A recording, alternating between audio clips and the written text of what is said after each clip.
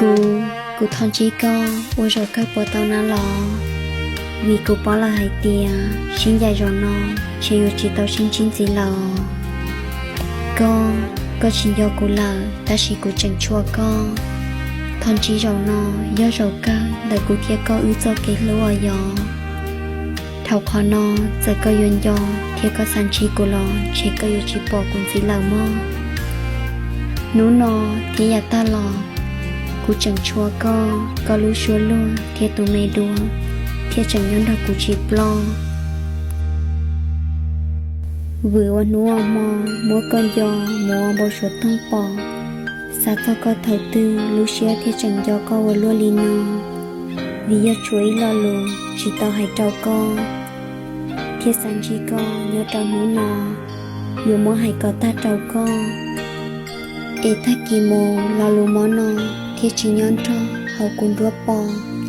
Một lời giá toàn đê, có trong nhà tù đê đưa một chi tiết trò.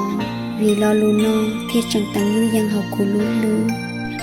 Trong tăng gạo lúc ba hiệt dự, quân nữ tăng chỉ một chân từ. Thì sao mua hay chửi có ta trâu co, mua nâng lờ lò. Thì chỉ chút chuột cho co lò nên trong món. Tùn chia nữ chữ chỉ thua, chúa nữ chẳng chịp lo, chẳng gió cho ya ta lo,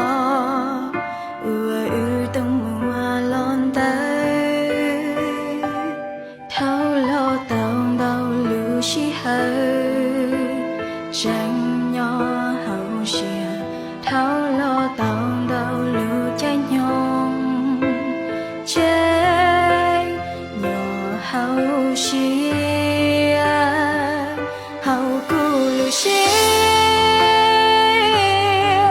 Chính chúa ý lo lù ua cu phía có chi tao thiên lý mùa sao trao hao trang đời nọ sẽ có ua dùa bao thọ chính chúa